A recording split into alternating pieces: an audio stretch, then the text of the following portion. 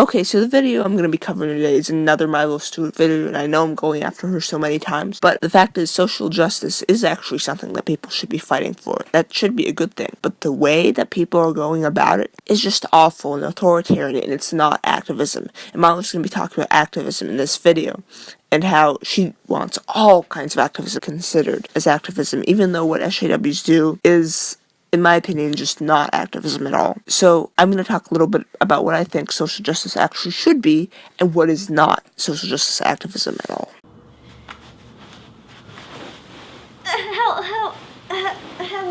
Hi. I'm Milo. How are you? Is this some new intro? Because again, Milo, it's not cute. I don't know what this is at all. Cute and canny, more than just one out of many.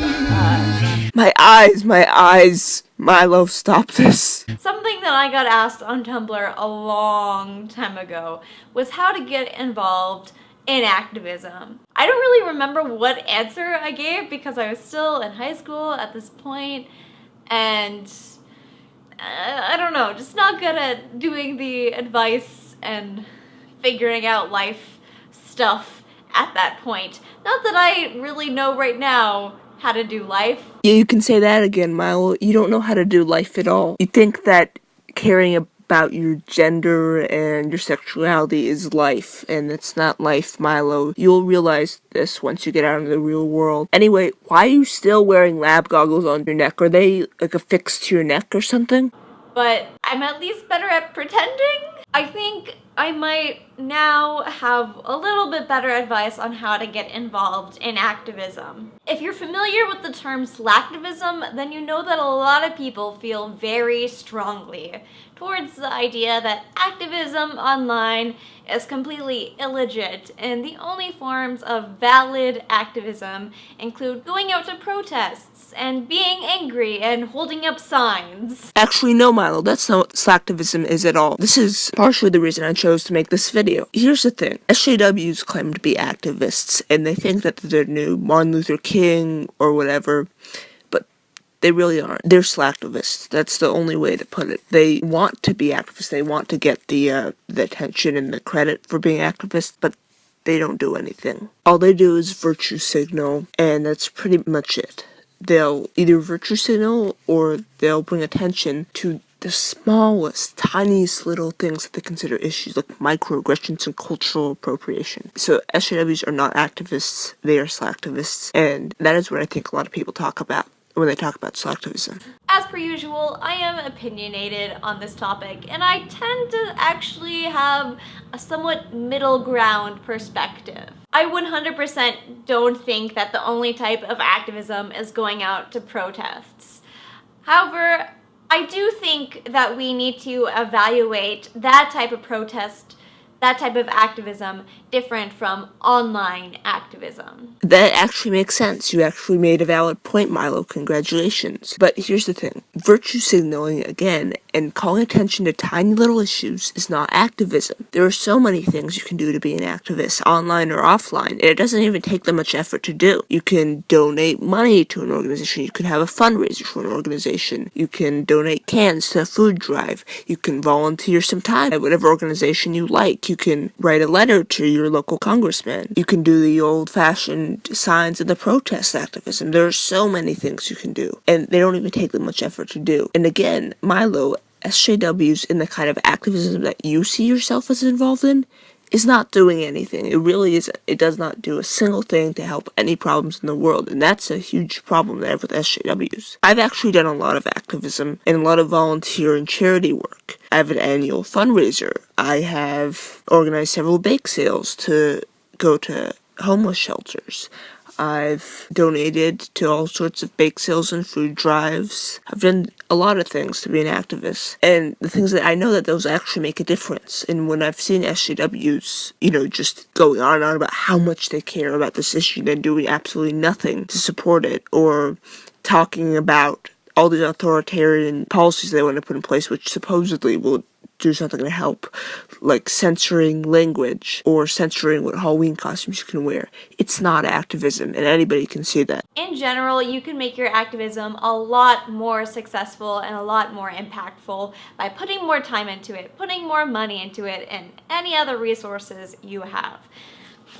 Because, America's a capitalist society, so. Yes, America is a capitalist society, and yes, there are some issues with that, but you're just dismissing it completely. You do realize, Milo, that capitalism is the reason why you're so rich and can afford to pay therapists in college and have your wardrobe that you consider androgynous, but it's really actually feminine. You have a low-cut t-shirt and a sports bra, Milo. I'm pretty sure it's feminine. Anyway, capitalism is the reason why you're a rich kid even in college. So think about that for a minute, Milo. I think you can easily say that going and protesting at Standing Rock is going to have a lot different and probably a lot more impact than tweeting your support for the Dakota Access Pipeline protesters. See, here's the thing. Tweeting your support for the protesters is not going to do anything. That's what virtue signaling is, Milo, and that is not activism at all. There's a difference between actual activism and the things that SJWs do, which I've talked about before. But that is not to say that supporting movements on Twitter is completely non-impactful. In fact, we need both types of activism, both online and in real life activism, to create successful movements. Here's the thing. Online activism can be things that are not virtue signaling. You can sign a petition online. You can donate money online. You can set up a GoFundMe or other online fundraisers. There are so many things that you can do online that are not still activism. Going out to protests often requires a lot of resources and times that, quite frankly, a lot of oppressed people just don't have.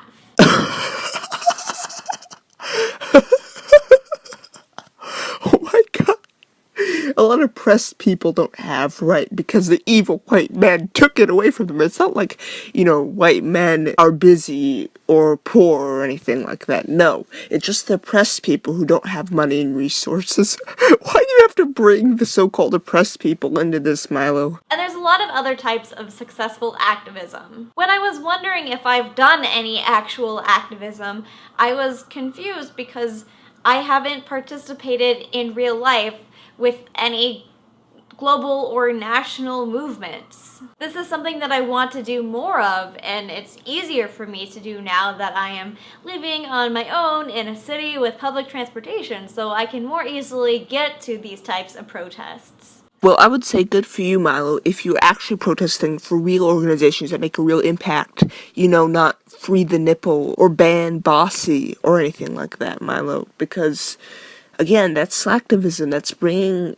attention to issues that nobody cares about, really. Still, I think that I have done a lot of activism in my local communities in high school, and maybe a little bit in the community that I have found in college. I was the first out transgender student at my high school, which meant that I had to communicate my needs with my principal and talk about the bathroom situation and how it could be bettered. Okay, first of all, Milo, you're not transgender. You're not. You're a girl, and you're saying you're transgender is actually really insulting to actual trans people who actually transition and actually suffer, okay? You're not transgender. I don't know what you would have told your principal. I'm non-binary. I want to transition to non-binary. How do you transition to non-binary? Anyway, Milo, even if you were transgender, that's not activism again. I actually had to communicate to my school when I came out, and that didn't do anything to better transgender rights or anything like that. I just started living as male. That's all I did. And luckily the school and the principal were very accepting of that. That's not activism again, Milo. I don't understand why you think that's activism. And a year later, after I came out, my school put in gender-neutral bathrooms, which, in part was because I brought that need to the attention of the administrators. Again, gender-neutral bathrooms don't do anything to help anybody. They're just gender-neutral bathrooms. I don't really care if all of the bathrooms became gender-neutral, or if there are no gender-neutral bathrooms. I mean, it doesn't matter. It doesn't do anything. It literally does not do anything. that's not activism again. Now I'm in college, I'm in student government, and I'm working with a bunch of people to try to make housing at my school more inclusive for trans people and make bathrooms easier to navigate and all this great stuff. Although this type of activism has a much smaller outreach, it is a community that is much easier for me to influence. At the Student Television Network convention in 2015, I went to a workshop put on by Justice Whitaker, and he gave some advice that was mostly meant for documentary filmmaking, but I think could also be applied to activism as well, and a bunch of other topics. He said to work within your field of influence. Being young and wanting to get involved in activism can be difficult because you often don't really know where to start, you don't have connections with people, you don't have power yourself, or usually don't have money to go out and help a bunch of different causes. I think we usually forget about our local small communities and how much easier it is to impact them and engender change in our local communities. I actually agree with you there, Milo. Helping in your community can make a lot of impact. But again, you haven't done anything to be an activist, Milo. Anything that you've said that actually makes a real impact and solves real problems in the world, okay? Coming out as non-binary isn't going to do anything, again, Milo. We can even see this devaluation of local activism, local work in general in politics, and how so much emphasis is put on the presidential election when local elections get much worse turnout, even though they affect voters more directly. Reminder to vote in your local elections and midterm elections, not just the presidential one. Okay, I think the reason why there's so much emphasis on the presidential election this year is because it's this crazy media circus that's just horrible. And I hate it, and I can't wait until Election Day is over. Of course, that's the day when the apocalypse will happen, but anyway, I think it's because of this particular election situation and not in general as much. While a lot of people may see working within your school or your local communities to make them more inclusive and accessible and promote equal rights within those spaces, even though a lot of people may not see that as activism, you know, you have a great impact, and I would definitely consider that as activism. Here's the problem, Milo. If there's actual discrimination within a school where students of certain groups are not allowed the same opportunities, then of course if you fight for those rights, that's activism. But you're acting like somebody not calling you the right pronouns is a violation of human rights. It's not, Milo. It's really not, okay? So, look, again, you've done nothing to be an activist, and I'm pretty sure you're fighting for equality within schools is not actually fighting for equality, because the equality is already there.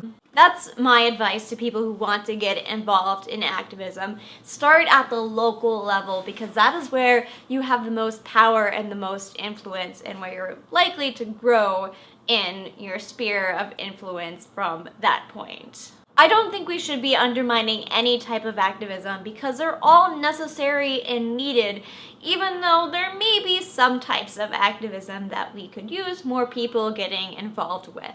You ended a sentence with a preposition again, Milo. Sorry, I had to point that out. Anyway, like I said, I don't care what type of activism you're involved in, as long as it's actual activism. That's the problem. They're all still valid and still necessary. Thank you for watching. I hope you enjoyed this video. Peace! Okay, so to conclude, Milo actually made more rational points than she has in any other video, but she overlooked the fact that the kind of activism that she and many other people like her claim to be involved in is not activism. It's just what they do to make themselves feel good. That's it. They're not the new Martin Luther King. In fact, they're more like the people who were for segregation. So as always, thanks for watching. Feel the funk.